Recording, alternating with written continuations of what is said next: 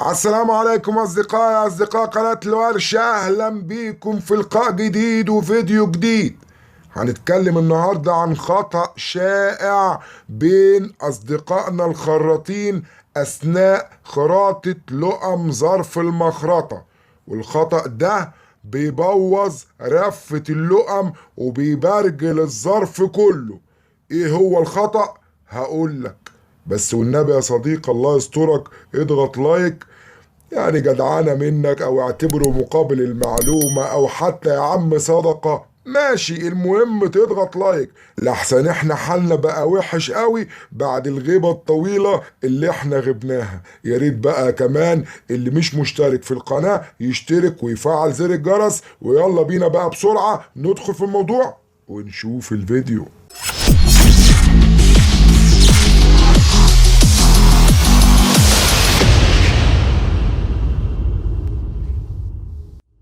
اول حاجة طبعا احنا بنخلط لقم الظرف ليه؟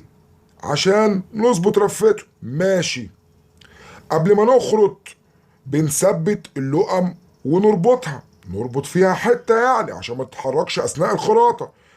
انا شفت ناس بتربط بلية، وشفت ناس تانية عاملة ايه بقى، جايبة حاجة كبيرة شبه يعني بلية كبيرة وربطاها على اللقم العدلة لبره زي ما حضرتك شايف كده. ده بيقلب حال الظرف وبيزود رفته، يعني بعد ما هتخلص خراطة وتفك الحتة اللي انت حاططها دي وتبص على الرفة هتلاقي الظرف بتاعك جاله تخلف عقلي والرفة باظت اكتر من الاول. ليه بقى؟ هقولك، عشان الدوائر بتاعت اسنان الحلزون هتلاقيها هي واللقم متجهة للداخل في اتجاه الربط مش الفك، ومع الوقت والرباط الشديد التآكل اللي بيحصل لهم او بيحصل فيهم بيبقى في اتجاه واحد، او على الاقل جنب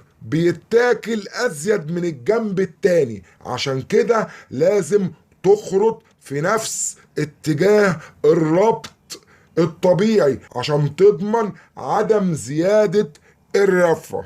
تاني حاجة، مع الشغل بيبقى فيه بوش خفيف بين لقم الظرف والمجرة اللي ماشية فيها اللقم، لذلك لما تربط لبره وتخرط اللقم وبعد كده تيجي تربط اللقم بشكل طبيعي وتبص تلاقي الرفة زادت عن الأول، عشان خرطت اللقم في اتجاه وعايز تشتغل بعد كده في اتجاه تاني خالص مختلف عن الاتجاه اللي انت خرطت اللقم عليه، وده طبعا ما ينفعش وبيزود بالفعل رفة اللقم مش بيعالجها.